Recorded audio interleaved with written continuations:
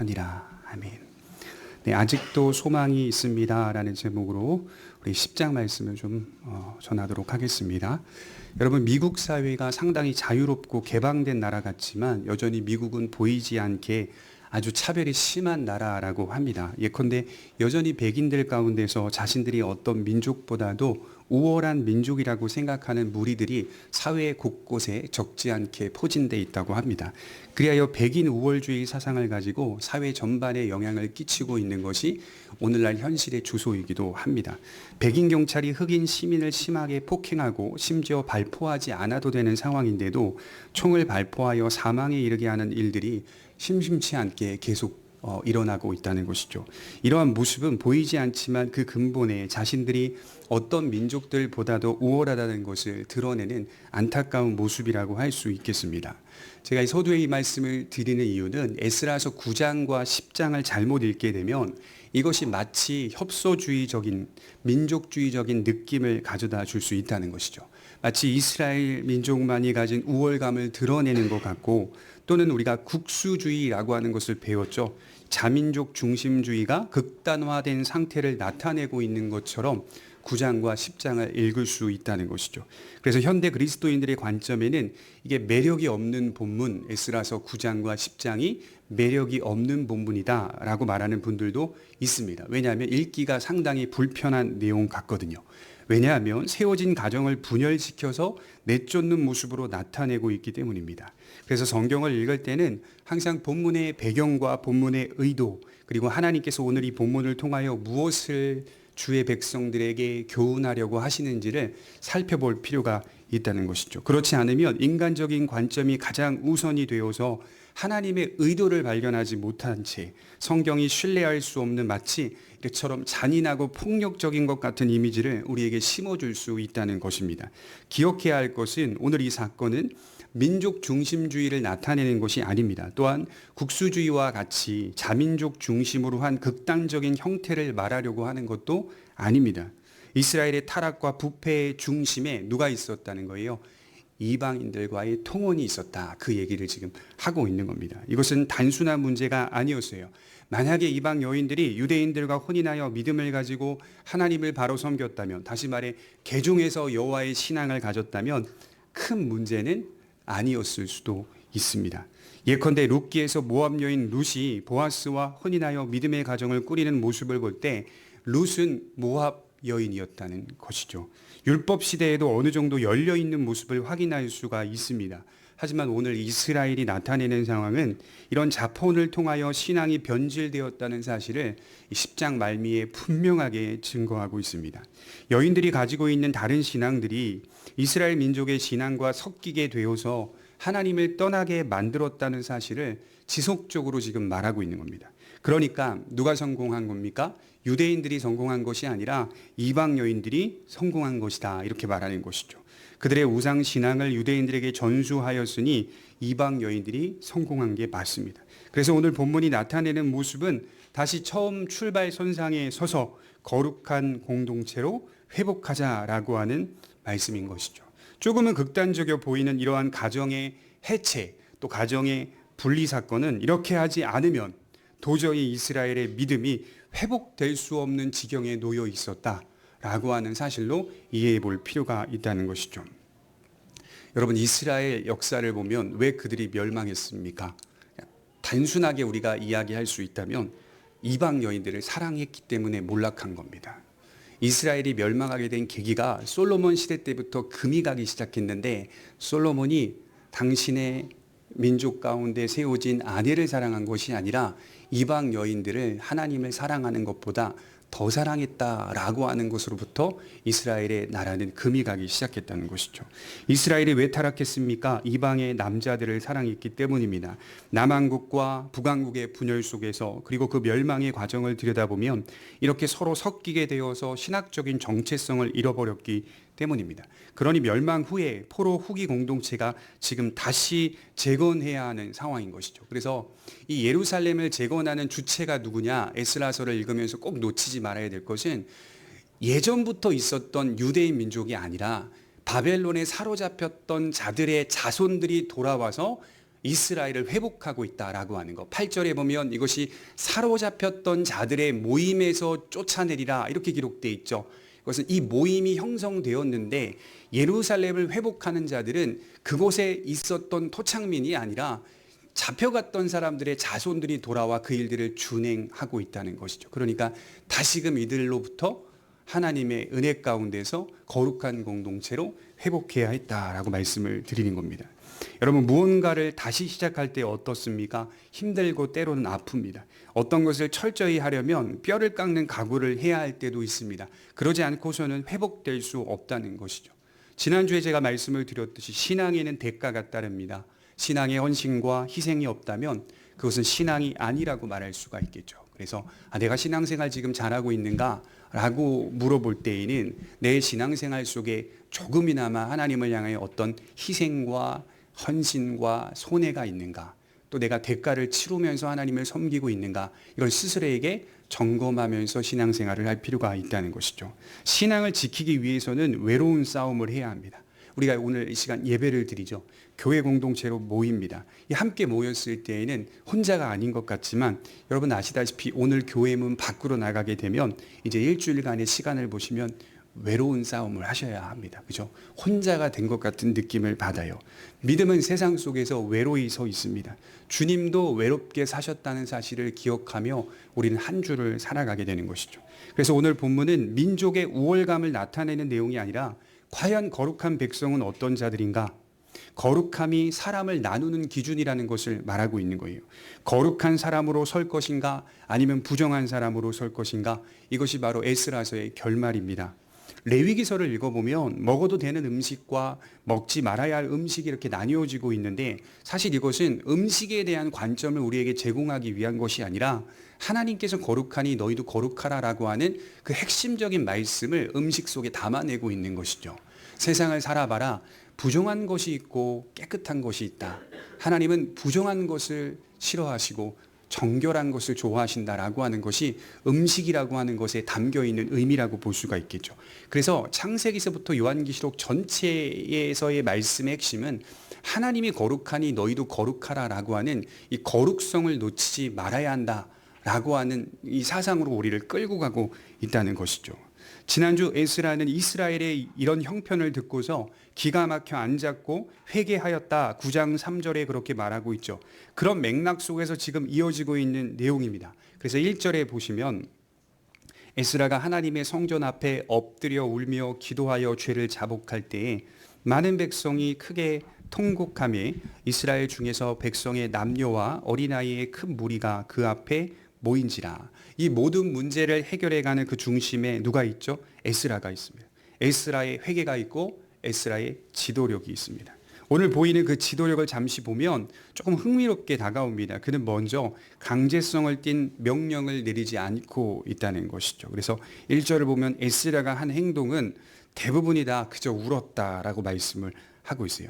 그는 공동체의 죄악을 보면서 울었다. 그리고 그 죄를 자신의 죄로 안았다. 연대 책임이 있다는 사실을 기억하며 회개하고 있습니다. 그래서 9장 후반부를 읽어보면 에스라가 울며 회개할 때 나오는 기도 내용이 얼마나 자세한지 몰라요. 이런 겁니다.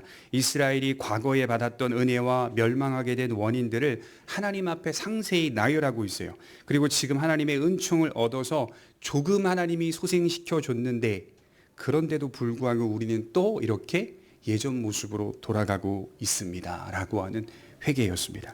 그래서 에스라의 리더십이 먼저 보이고 있는 모습은 비난보다 또 어떤 지시하는 명령보다는 단순한 회개 또는 단순한 애통이었다는 것을 보게 되죠.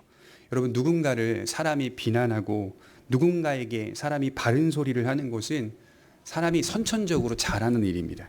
하지만 그 사람이 지은 죄에 대해서 내가 끌어안고 단순하게 애통하고 그 사람의 죄 때문에 눈물을 흘리는 것은 사람이 이거 하지 못합니다.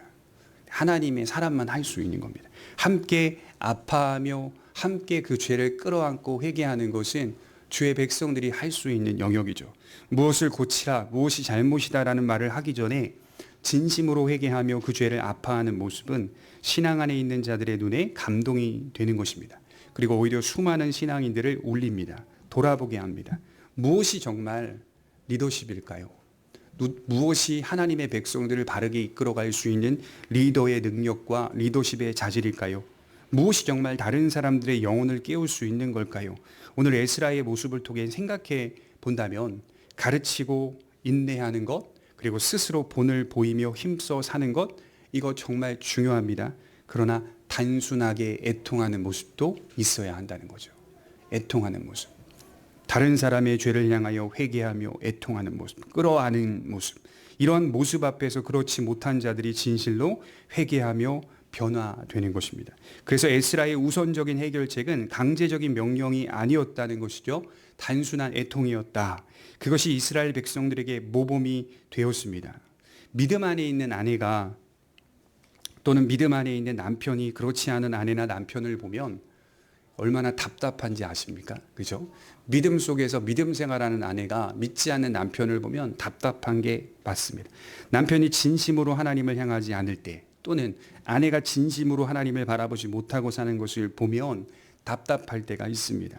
그런데 우리는 그 조급함을 어떤 식으로든 신속히 말하려고 하는 경향이 있죠. 뭐 이렇게 해라, 저렇게 하라, 답답해서 자꾸 우리는 가르치고 비난하려고 하는 말들이 툭툭 나옵니다. 여러분, 저도 제 자녀들에게 괜시리 먼저 말할 때가 있어요. 하나님만이 유일하신 분이시고 예수 그리스도의 십자가만이 우리를 구원할 수 있다. 그래서 예수님의 십자가는 너의 죄를 사한 것이고 예수님의 십자가는 너를 구원한 것이며 예수님의 부활은 이제 너의 부활이다 라고 하는 것을 얘기할 때가 있습니다. 이렇게 제가 강조할 때에는 대체로 제 마음이 조급할 때 그렇습니다. 타락한 세상을 보니 아이들이 하나님을 떠날까 봐, 아이들이 하나님을 버릴까 봐 걱정이 되고 염려가 되니까 말부터 먼저 나오고 있더라고요. 그런데 그렇게 말하는 것이 먼저가 아니라 애통하는 것이 먼저여야 한다는 겁니다. 아비가 자녀의 영혼을 끌어안고 애통하며 기도해 보셨습니까? 그게 먼저라는 겁니다. 그런 이야기를 하기 전에 우리의 자녀들, 또 우리의 남편, 우리의 아내의 영혼을 내가 끌어안고 그를 위하여 애통하며 기도했던 적이 있는가? 우연히 자녀가 그 모습을 보게 되면, 또 듣게 되면 얼마나 큰 감동이 될까요? 물론 우리가 누군가가 보라고 기도하지는 않을 것입니다. 왜냐하면 기도의 본질은 은밀하게 하나님 앞에서 진심으로 기도하는 것이다. 이렇게 성경은 말하고 있기 때문이죠. 우리가 죄를 진심으로 아파하며 회개할 때 내가 지은 죄도 아니지만 하나님은 우리의 회개를 받으시고 교회 공동체를 건전하게 세워주실 것입니다. 우리들의 죄악뿐 아니라 다른 성도들의 연약한 가정들, 또 깨어진 가정들, 그래서 고백교회 성도님들은 대체로 가정의 형편과 상황들을 어느 정도 알고 계시잖아요. 그러니까 우리 성도님들이 내 가정을 위해 기도하고 다른 성도님들의 가정을 위해 기도할 때 깨어진 가정들도 있고요, 상처 많은 가정들도 있고요, 위로가 필요한 가정들도 있고요, 여전히 문제가 해결되지 않은 가정들도 있고요. 이런 가정들의 형편들을 내가 좀 끌어안고 에스라처럼 애통하며 기도하는 모습들이 우리 고백교회에 좀 있었으면 좋겠다라는 생각을 해보게 됩니다. 하나님께서 고쳐달라, 회복시켜달라라고 기도할 때 우리 교회 공동체가 하나님의 응답 속에서 건강하게 건전하게 회복될 수 있다는 걸 믿습니다. 그러니 지금 에스라는 지금 백성들의 변질된 신앙 앞에 눈물을 흘리며 회개하고 있습니다. 그리고 이어서 나오는 장면은 그런 에스라의 진심 어린 회개 앞에서 백성들의 자발적인 반응으로 이어지고 있습니다. 그래서 1절과 2절을 다시 보시면 에스라가 하나님의 성전 앞에 엎드려 울며 기도하여 죄를 자복할 때에 많은 백성이 크게 통곡하며 이스라엘 중에서 백성의 남녀와 어린아이의 큰 무리가 그 앞에 모인지라. 엘람 자손 중 여이의 아들 스가냐가 에스라에게 이르되 우리가 우리 하나님께 범죄하여 이 땅 이방 여자를 맞이하여 아내로 삼았으나 이스라엘에게 아직도 소망이 있나니. 여러분, 한 사람의 회개가 공동체 전체를 일으켜 세우고 있는 사건이라고 볼 수가 있죠. 그리고 에스라는 이 대안을 에스라의 입에서 나온 것이 아니었다는 겁니다. 이 해결책을 누가 제시한 겁니까? 자발적으로 모인 하나님의 백성들이 스스로 먼저 이것이 어떤 문제에서 비롯됐는지를 스스로 먼저 이야기하고 이 대안도 그들이 능동적인 주체자가 되어서 이것을 해결하고자 하는 의견을 지금 제시하고 있다라고 하는 것이죠. 결국 우리가 가야 할 방향은 무엇일까요? 공동체 전체가 건전한 교회를 세우기 위해 협력해야 한다는 것이죠. 그리고 자발적으로 스스로 결정하며 나와야 한다는 것입니다. 에스라의 회개의 모습을 보면서 백성들 스스로가 자발적으로 결정하며 나오고 있습니다. 누구까지 나옵니까? 어린아이의 큰 무리들까지, 아주 작은 아이들까지 죄를 자복하고 회개하며 스스로 능동적인 주체자가 되어 나와서 의견을 제시하고 있죠. 남녀노소 어린아이의 큰 무리까지, 그리고 에스라에게 그 분명한 신앙적 입장을 전달합니다. 이것은 강제적인 명령이 아니었어요. 하나님의 말씀 앞에 떠는 자들이 자발적으로 모여들고 있습니다. 그리고 의미 있는 말을 합니다. 2절 하반절에 이스라엘에게 아직도 소망이 있나니. 믿음이 있는 한 소망이 있는 겁니다, 여러분. 나 지금 소망이 없어, 이렇게 말씀하시면 안 되는 겁니다. 여러분들에게 예수 그리스도를 향한 믿음이 있는 한 우리에게는 소망이 있습니다. 여러 가지 시험을 만나도 그 시험 속에서 우리가 소망을 발견할 수 있는 것은 내가 어떤 것을 기대하기 때문이 아니라 내가 주를 신뢰하기 때문에 소망은 여전히 남아있는 것입니다. 고린도전서 10장 13절을 한번 찾아보겠습니다. 고린도전서 10장 13절입니다.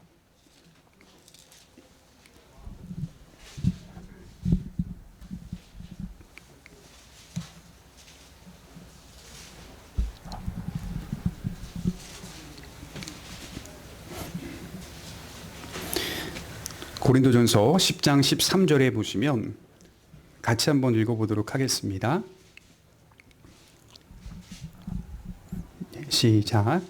사람이 감당할 시험 밖에는 너희가 당한 것이 없나니 오직 하나님은 미쁘사 너희가 감당하지 못할 시험 당함을 허락하지 아니하시고 시험 당할 즈음에 또한 피할 길을 내사 너희로 능히 감당하게 하시니라. 여기 보시면 감당하지 못할 시험 당함을 허락하지 아니하시고 시험 당할 즈음에 피할 길을 내사 너희로 능히 감당하게 하신다. 자, 어떤 경우에 이 말씀이 우리에게 어떻게 다가오냐면 나의 어려움과 위기 속에서 피할 길을 내주시는 하나님의 은총으로 다가오는 말씀 같습니다. 하지만 오늘 본문 말씀을 토대로 생각해 보면 그 피할 길이 가정의 해체였다니까요. 그러니까 오늘 본문 말씀대로 제가 표현하자면 그 피할 길이 가정의 분열과 가정의 해체였다는 겁니다. 그러니까 우리가 이런 흔한 말씀, 피할 길을 내신다는 말씀을 그냥 이 고통에서 지나쳐버리게 하신다, 이런 뜻은 아니라는 겁니다. 이 고통에서 피하게 하신다라고 하는 그런 뜻도 아니라는 겁니다. 그렇게 이해하시면 안 된다고 말씀을 드리는 거예요. 내가 감당할 부분들을 내 스스로 감당하며 나아갈 수 있도록 우리를 도우신다. 이게 피할 길입니다. 믿음으로 순종하면 하나님께서 도우신다라고 하는 것을 그들이 분명하게 붙잡고 그 피할 길을 어떻게 받아들였다는 거예요? 가정의 분열과 가정의 해체로 받아들이고 있다는 겁니다. 그러니까 내가 그것을 믿음으로 감당하겠다. 그래서 이 피할 길을 낸다는 것과 내가 감당하는 것은 같이 간다라고 말씀을 드린 거예요. 피할 길이 있기 때문에 나는 감당하지 않아도 돼, 이렇게 생각하지 마시고 피할 길이 있는 것과 내가 감당하는 것이 함께 간다. 중간에 뭐가 있다는 거예요? 믿음이 있다는 거예요. 자발적인 믿음으로 반응하는 순종이 있다는 겁니다. 이어서 3절과 본문의 4절을 보시면 이렇게 기록을 하고 있어요. 곧 내 주의 교훈을 따르며 우리 하나님의 명령을 떨며 준행하는 자의 가르침을 따라 이 모든 아내와 그들의 소생을 다 내보내기로 우리 하나님과 언약을 세우고 율법대로 행할 것이라. 이는 당신이 주장할 일이니 일어나소서, 우리가 도우리니 힘써 행하소서 하니라. 그들이 스스로가 능동적인 주체자가 되어 이방 아내와 그들의 소생을 다 내쫓겠다, 내보내겠다라고 결단합니다. 이것은 대단히 큰 희생을 각오하겠다라는 것이죠. 10장 44절 말미에 보면 심지어 이방 여인들에게 자녀를 낳은 가정도 있었다라고 기록을 하고 있죠. 여기 어떤 배경이 있냐면 우리가 1장부터 살펴보았듯이 현재 예루살렘을 재건하는 사람들은 바벨론에게 사로잡혔던 자들의 자손들이었다고 했습니다. 다시 말해 예루살렘은 오랜 기간 동안 이스라엘이 점유하지 못한 땅으로 남아 있었습니다. 이 땅에는 당연히 이방인들이 거주하고 있었고 또한 이방 지역의 토착민들 가운데 권세자들이 이 땅에 영향력을 행사하고 있었다는 것이 1장부터의 배경이었어요. 그런데 갑자기 바벨론 포로제에서 고향 땅으로 돌아온 이스라엘 사람들이 신앙이라는 명분을 가지고 이방 지역들과의 관계를 깨려고 하니 강 건너편 이방인들 입장에서는 상당히 불쾌할 수밖에 없었던 일이죠. 그래서 돌아온 유다 백성들이 성전을 재건하려고 할 때 우리가 4장을 읽었죠. 강 건너편 사람들이 찾아와서 우리도 함께 이 성전을 건축하게 해달라고 이야기를 하고 있는 대목. 또한 그들이 방해를 하여서 성전 건축은 약 14년 동안 중단되었습니다. 또한 바사왕 조서를 보면 알 수 있듯이 강 건너편 사람들과 주변 이방 민족들에게 이스라엘에게 협력하며 도울 것을 명령하는 내용이 조서에도 자세히 기록이 되어 있다는 거예요. 이것은 어떤 의미냐면 당시 이스라엘의 경제적 형편이 이방인들의 도움 없이는 도저히 유지될 수 없는 아주 미약하고 열악한 상태였다는 것을 확인할 수 있는 것이죠. 그래서 여러분, 이 이방 여인들과 결혼한 것은요, 단지 이방 여인들이 좋아서 결혼한 게 아닙니다. 좋기도 하겠지만 경제적인 상황 때문이었어요. 그들을 아내로 삼게 되면 그들을 통하여 무역이 활성화되고 그들을 통하여 이스라엘의 성읍이 잘 재건될 수 있기 때문에 그 여인들을 아내로 삼을 수밖에 없었던 상황이었다라고 말씀을 드립니다. 그렇다면 이방인들과의 결혼을 파기하고 돌려보내는 이 사건은 단지 결혼을 파기하는 것만의 문제가 아니라 이스라엘의 경제적 형편과도 맞닿아 있었다는 말입니다. 이방인 아내를 통하여 얻게 되는 수익이 있었습니다. 여러 도움들과 이익들이 있었습니다. 그렇지 않고서는 살아갈 수 없었던 상태였다는 것이죠. 그래서 경제적인 관점에서 생각해 볼 때도 이것은 사실 단순한 문제가 아닙니다. 이 문제는 단지 우상숭배라는 주제만 있었던 게 아니라 경제적인 문제도 얽혀 있었기 때문에 대단히 복잡하고 힘든 문제였어요. 결코 쉽게 결정할 수 없는 문제였습니다. 이런 생각을 해봤어요, 제가. 우리 그리스도인들이 이 세상을 살면서 이와 같은 어려운 상황들을 만나게 됩니다. 믿음을 지키기 위해서 경제적인 문제까지 손해를 봐야 하고 또 그렇게 어려움을 겪는 분들이 있습니다. 우리의 결정이 결코 쉽지 않다는 것을 성경이 지금 알고 있다는 거예요. 여러분들이 살아가는 믿음의 삶이 믿으면 다 되지. 어떤 교회에서 목사님이 맨날 예배 설교 전에 소리치면서 믿으면 된다, 할 수 있다, 성도들한테 복명복창하게 하면서 하는, 그렇게 해서 될 문제가 아니잖아요. 그죠? 세상에 나아가면 얼마나 많은 고민과 결정과 선택 속에서 때로는 우리가 타협을 하기도 하면서 살아가잖아요. 그 왜 그럽니까? 수많은 문제들이 다 우리의 삶 속에 얽히고 설켜 있기 때문에 내 믿음만 강조할 수 있는 문제는 아니다라고 하는 것을 우리의 인생 속에 솔직히 경험하기 때문입니다. 그러나 여러분, 우리가 진실로 믿는다면 모두에게 이런 어려운 형편과 상황이 공통적으로 놓여 있다는 사실을 성경이 말하고 있기 때문에, 그러면 여기서 우리가 무엇으로 반응해야 되냐? 누구나 만나게 되는 문제이지만 믿음으로 반응하는 건 누구나 할 수 있는 문제는 아니구나. 그렇다면 우리는 바로 오늘 말씀처럼 때로는 이런 큰 손해를 보더라도 믿음을 지킬 것인가, 거룩함을 회복할 것인가 라고 하는 삶의 방식이 나와야 한다는 겁니다. 매일매일 나올 수는 없다 하더라도 때로는 이처럼 철저한 삶의 방식이 우리에게 요구되고 있다는 것을 부인할 수 없습니다. 여기서 우리가 반드시 짚고 넘어가야 하는 것은 경제적인 이득보다 신학적 정체성이 훨씬 중요하다는 겁니다. 성경은 항상 신학적인 정체성이 가장 크다는 것을 강조하고 있어요. 종교 혼합주의가 아니라 거룩성을 유지하는 것이 우리가 지켜내야 하는 믿음입니다. 그래서 신학적인 정체성을 위해서 경계의 벽을 세우라. 저는 이렇게 말씀을 드리고 싶어요. 흐물흐물한 신자가 되지 말고 기준이 있고 원칙이 있는 신자가 되라는 겁니다. 여러분, 죄라고 하는 것은 어떤 계층에 있는 사람이든지 모두 침투할 수 있는 가능성이 있습니다. 제사장들에게 이러한 죄악이 있었고 레위인들에게 이러한 죄악이 있었다는 사실, 실제로 여기 나온 기록된 인물들을 대략 계산해 보니까 일반 제사장이 14명이었고 레위인이 10명, 평민이 86명, 총 110명이 기록되어 있는 것을 확인할 수가 있어요. 이것은 어느 계층이든 죄가 침투할 수 있다는 사실을 말하고 있는 것입니다. 거룩한 제사장이라고 해서 죄에 안 넘어지나요? 여러분, 제사장들이 죄에 안 넘어질까요? 아닙니다. 훨씬, 늘 말씀드리죠, 고급스러운 죄를 지을 수 있어요. 훨씬. 레위인들이라고 해서 안 넘어지나요? 아닙니다. 인간의 마음은 서로 비추고 있느니라 잠언이 그렇게 말하거든요. 서로가 같아요. 마음이 서로가 서로를 비추고 있기 때문에, 같은 영혼을 가지고 있기 때문에 우리는 늘 죄의 영향을 받고 있다는 것이죠. 그러니 우리는 다 하나님의 은혜 속에 살아가야 하는 사람. 바울이 뭐라고 말하죠? 하나님의 은혜 안에 강하라 이렇게 말하잖아요. 강하라가 아니라 은혜 안에 강하라. 은혜로 들어가라 이 얘기예요. 은혜로 들어가라. 또한 18절에서 44절을 읽어보면 기록된 이름들의 뜻을 발견할 수가 있는데 이게 다 하나같이, 그러니까 변질된 사람들의 이름의 뜻이 다 하나같이 모두 여호와 하나님과 관련된 이름들이었다는 거예요. 그런 이름들을 가진 사람들이 하나님께 욕을 돌리며 살고 있었다는 것입니다.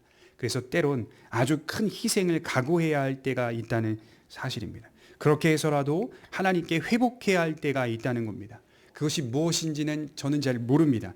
분명한 건, 중요한 건 신앙적인 이유 때문에 우리는 어떤 경우에 끊어내야 하고 어떤 경우에 손해봐야 하며 어떤 경우에 희생해야 할 때가 있다는 겁니다.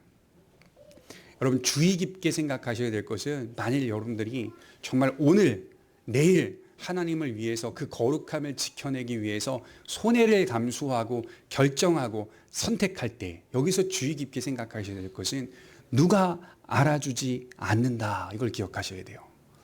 손해를 보며 신앙생활 하셔도 누가 알아주지 않는다. 믿음을 지켜내기 위해 세상 속에서 타협하지 않는 신앙으로 세워가려고 노력하셔도 누가 알아주지 않는다. 이게 성경적 신앙입니다. 많은 그리스도인들이 오해해서 하나님을 위하여 보이는 어떤 헌신과 희생을 하면요, 누가 알아줘야 한다 이렇게 가는 거예요. 조금이라도 누가 알아줘야 한다. 그러지 않으면 굉장히 큰 낙심과 시험에 들죠. 아닙니다. 엄청난 일들을 감당했던 바울도 누가 알아주지 않는다는 것을 알고 있었습니다. 큰 손해를 봐도 누가 알아주지 않는다는 것을 이미 마음에 새기고 살고 있었습니다. 왜 그렇습니까? 하나님께서 알아주시기 때문에. 하나님께서 나의 손해와 피해와 희생들을 하나님이 알고 계시기 때문에 그것으로 족하다. 제가 대학원에 처음에 입학할 때, 대학원을 선택하고 학원을 다니면서 입시를 준비할 때 내가 신학대학원을 어디로 가야 하나 막 고민하면서 그 강남에 입시학원이 있거든요. 신대원. 지금은 이제 뭐 있는지 모르겠지만 아침부터 나가서 막 공부를 하는데요. 그때가 이제 대학교 4학년 때였어요. 근데 이제 제가 결정한 이제 학교가 이제 여기 장로교 쪽 이쪽 학교였는데, 제가 유일하게 이곳을 결정하게 된 본질적인 이유는 이제 코람데오라고 하는 하나님 앞에서라고 하는 이 분명한 진리를 가르칠 수 있는 학교가 이 학교밖에는 없다라고 하는 이 분명한 입장이 있었기 때문에 군에서부터 추천받은 책들을 읽는데 다 대부분 이 학교에서 나온 책들이었어요. 뭐 믿음의 본질, 하나님의 열심, 뭐 여러 가지 책들이 다. 그래서 그로부터 내가 이 입시를 준비해야겠다라고 이제 학교를 딱 들어갔죠. 이제 저희 학교 같은 경우에는 3년 내내 다 기숙사, 전체 학생들이 다 기숙사 생활을 해야만 하는 학교였어요. 딱 들어갔는데 학교의 기물들의 이름들이 막 써져 있는 거예요. 장롱의 이름 하나, 거울의 이름 하나, 어디의 이름 하나. 보니까 누가 기증했다 하나씩 다 붙어 있는 거예요. 그래서 그때 처음에 아직 신학을 공부하지 않을 때에도 불구하고 시험이 딱 들었어요. 아니, 내가 꿈꿨고 내가 이미지를 그렸던 학교의 이상은 이런 건 아니었거든요. 누군가 기증해도 누군가가 뭘 헌신해도 뭐 장롱에 거기에 이름이 붙어 있다거나 막 이런 거 아니었거든요. 근데 가서 그걸 보는 순간 좀 낙심이 좀 되더라고요.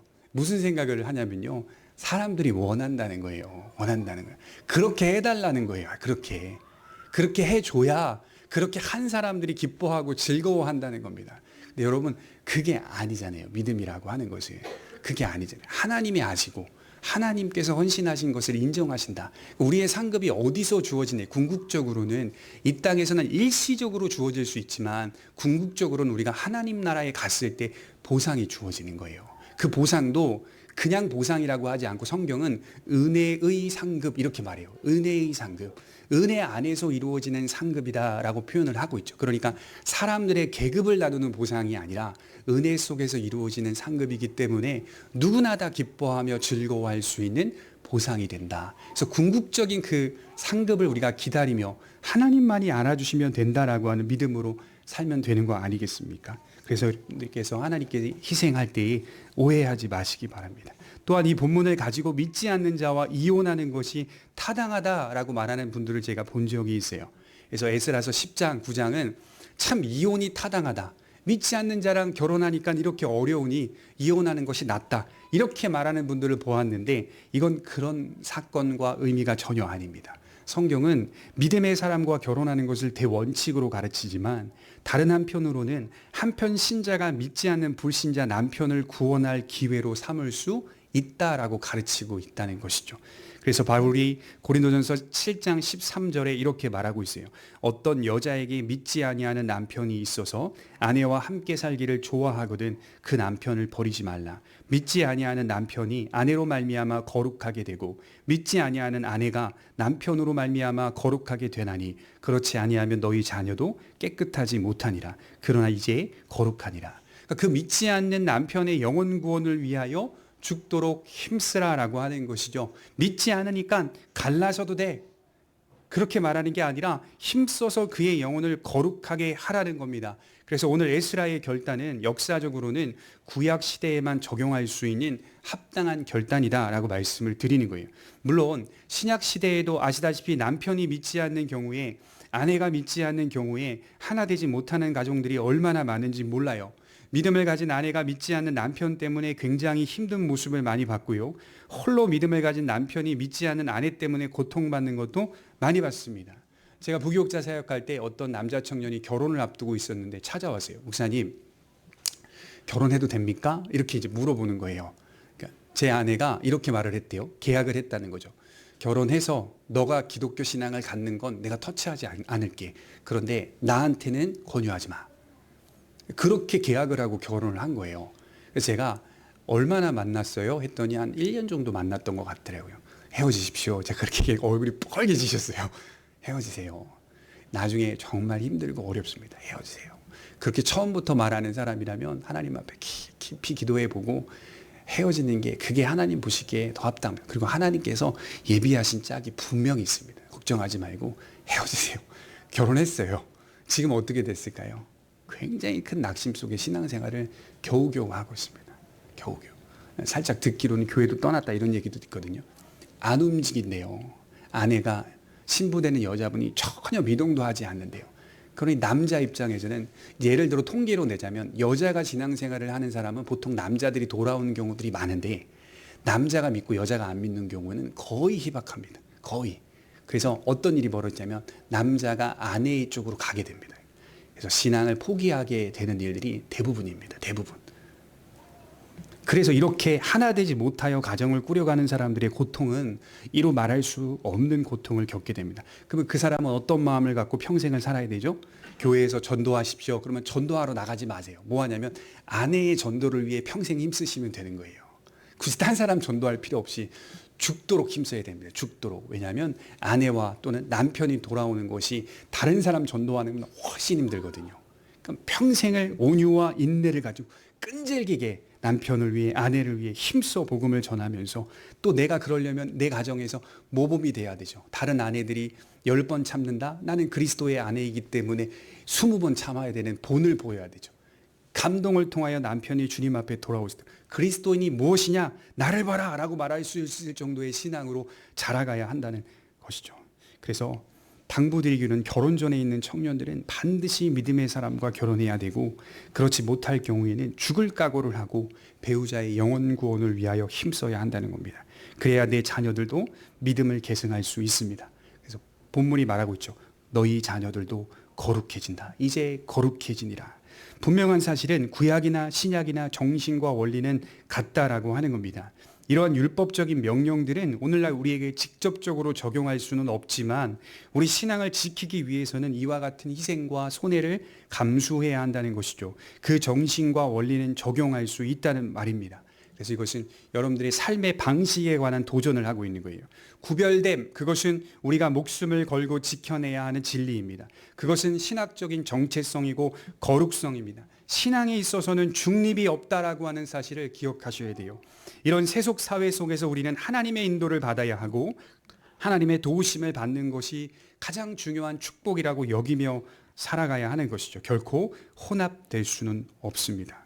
여러분, 에스라 역시 자, 이제 가정의 해체입니다. 이렇게 결단하는 것이 쉬웠을까요? 자, 그들의 소생을 다 내보내라. 이렇게 말하는 것이 쉬웠을까요? 이건 굉장히 어려운 문제였다고 말씀드렸죠. 그런데 해야만 하는 사역이에요. 그래서 15절에 보시면, 본문 15절에 보면 이렇게 기록되어 있어요.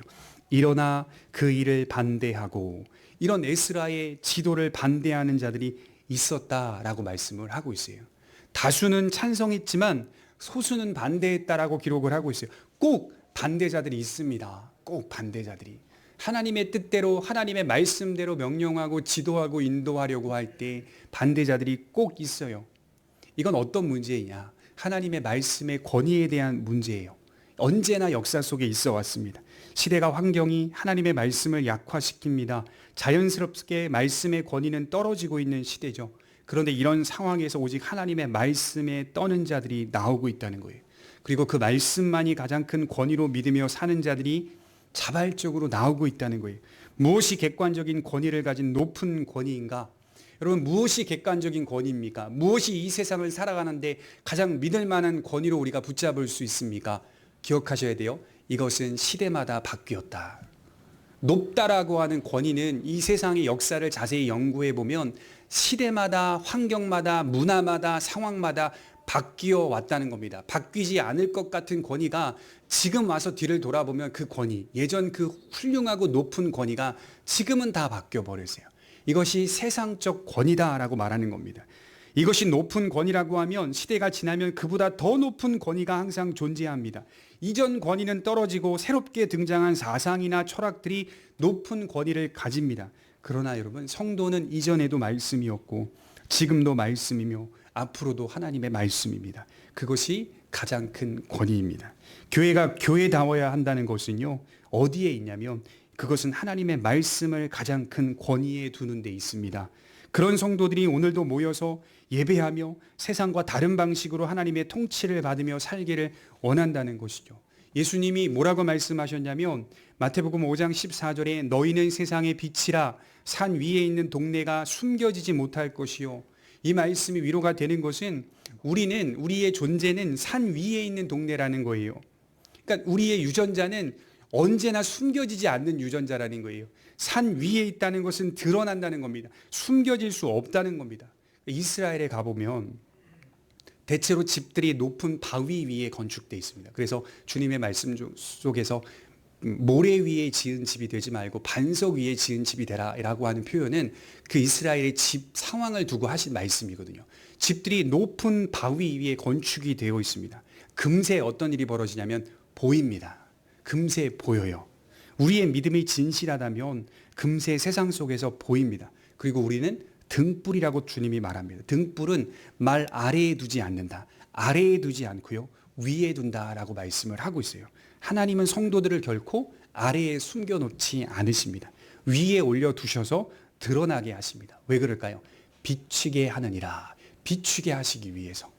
그냥 우리가 착한 행실을 가지고 빛과 소금이 된다라고 하는 간단한 말씀이 아니라요, 우리가 하나님의 말씀을 가장 큰 권위로 두고 살아갈 때 우리는 그렇지 못한 다른 게 가장 큰, 저마다 각각의 권위가 있거든요. 사람 만나서 대화해 보면 자기가 신뢰하는 높은 권위들이 있어요. 돈이면 돈, 명예면 명예, 아니면 관계면 관계, 그 권위들이 있는데 생뚱맞게 하나님의 말씀만이 우리의 권위다라고 말할 때 거기서 드러나는 것은 산 위의 동네라는 겁니다. 깜짝 놀라는, 이해할 수 없는 거예요.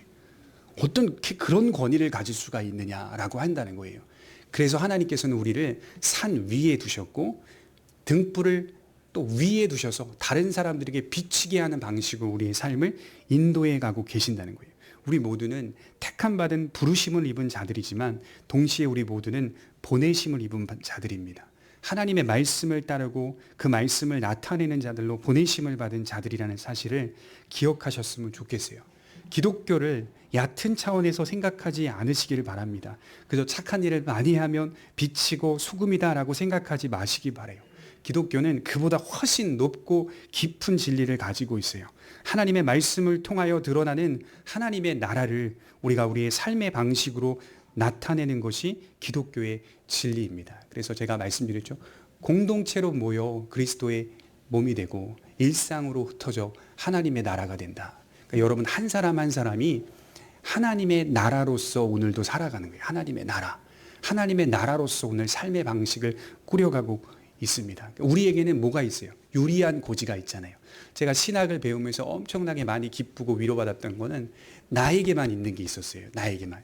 여러분들에게만 있는 게 있어요. 그게 뭐냐면 세상에게 말할 수 있는 유일한 대안이 나에게만 있다는 게 감사하죠. 세상이 왜 이렇게 됐는가? 앞으로 세상은 어떻게 될 것인가? 이런 세상 속에서 나는 어떻게 살아야 하는가? 다 물어보세요. 요 세 가지 질문. 세상은 왜 이렇게 됐는지 아니? 대답하는 사람 없습니다. 앞으로 세상은 어떻게 될 것인지 아니? 대답해 줄 수 있는 사람 없습니다. 이런 세상 속에서 나는 어떠한 존재로 삶의 방식을 펼쳐가야 하는지 아니? 구체적으로 말할 수 있는 사람 나와보라고 하십시오. 세상 사람들 중에 한 사람도 없습니다. 철학자들은 그저 우연히 떨어진 생명체 이렇게 말하거든요. 사람은 우연히 떨어진 생명체다 이렇게 표현을 하거든요. 거기에 무슨 의미가 있고 거기에 무슨 방식이 있고 거기에 무슨 가치가 있겠어요.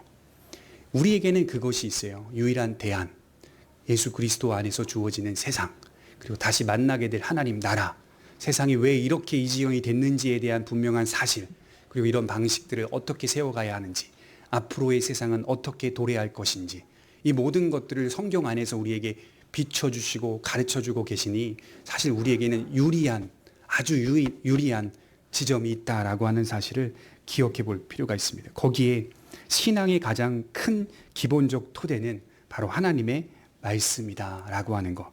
그것을 가장 큰 권위로 인식하는 데서 우리의 삶과 우리의 존재가 변할 수 있다라고 하는 것입니다.